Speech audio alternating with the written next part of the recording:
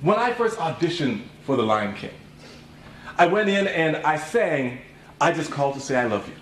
One of the members of the staff in the casting, she said, "Have you seen Stephanie yet?" Now, Stephanie was the casting director.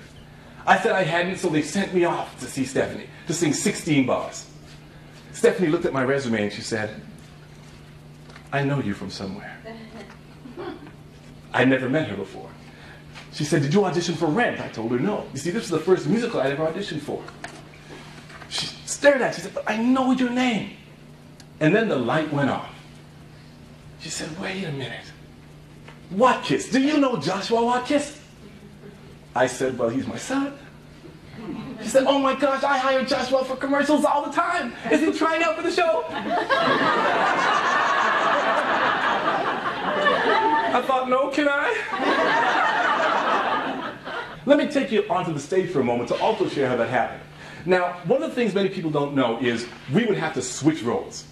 Although I was the understudy for Mufasa, I was also a singing member of the ensemble. And what that meant is I would change costumes from one scene to the next. Now, normally I'd start the show as a wildebeest. And I'd move into a hyena costume, and sometimes, believe it or not, I was even the grass. When they measured me from it, they said, "We're going to measure you for your grass costume." I said, "You're kidding, right?" They said, "No, you're going to be the grass."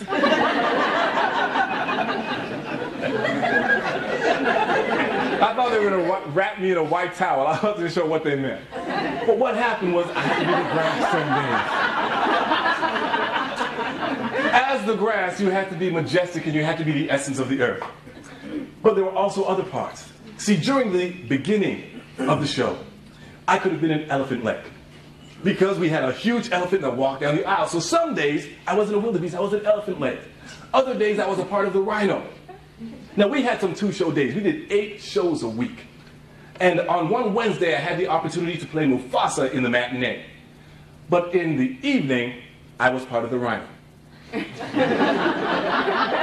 One of the actors looked at me and he said, "Watkis, this afternoon you were a king. Tonight you are a rhino's butt." And remember that every person you interact with may have an opportunity somewhere in the future to help you establish your position in life. Or as someone so aptly put it, be careful whose toes you step on today, because they may be connected to the behind you'll have to kiss tomorrow. Applause. In my book, Don't Bite the Hand That Feeds You, one of the things I teach is reward your customers on a regular basis. I worked in a call center before I went to the realm of public speaking. And we had quite a few people in the call center. Every now and then, someone would send their girlfriend flowers. And people would run up to her desk and say, "What do you do?"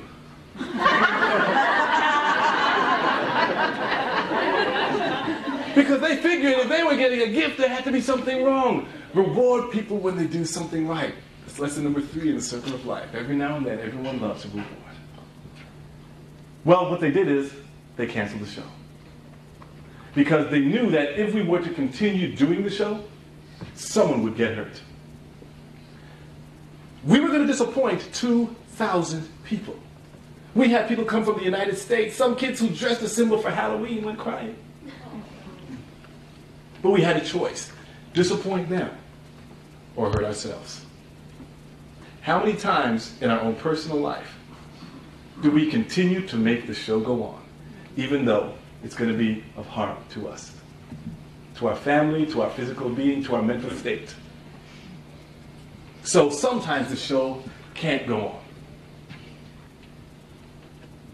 Woody was the dresser for Mufasa. We had people who actually helped us get into our costumes. And Woody, to me, was also the voice of wisdom in the show. He had been in the industry for a long time. One day, Woody looked at me, he said, "John, how the heck can you be more than what you become?" My response was, "You know what? I think all he's trying to say is, you're better than how you're behaving." And Woody said, "Well, then they should change the line."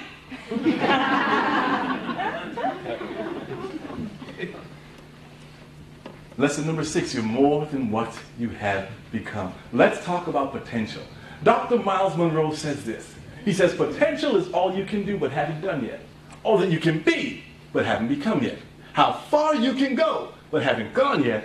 And who you really are but no one knows yet. Every one of us has potential within us. And I told you the story was not just about Simba, who was born as heir to the throne, but it's about you and I, who were born as heirs as well, but heirs to a potential and a purpose. See, Simba knew what his purpose was. He knew he was meant to be king.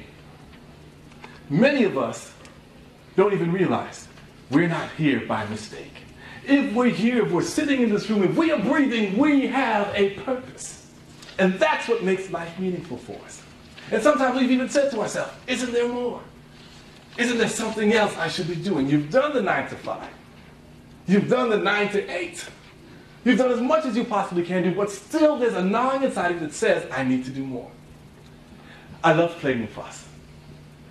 But the greatest day for me when I played Mufasa was when my children sat in the audience. See, sometimes we didn't know far in advance whether or not we were going to be on. That was just the life of the understudy. But every time I found out I was going to be on, do we have space for my kids? After about 20 odd shows of doing Mufasa, my kids finally sat in the back. I remember one of the dressers saying to me afterwards, John, you know, usually during the solo, I just go about my business, but I stopped today because you did something different. I said, you're right. You know why? My boys were out there. Nothing mattered as much as having my son sit down and watch that show. It all was meaningless if they didn't get to share the experience with me. Yes, reach your potential. Yes, overcome your fears. But having someone there to share with you is the greatest feeling you can ever have. It's not the lessons we learn in the circle of life, but it's the lessons we live that will move us and direct us. I challenge you, find your space in the circle.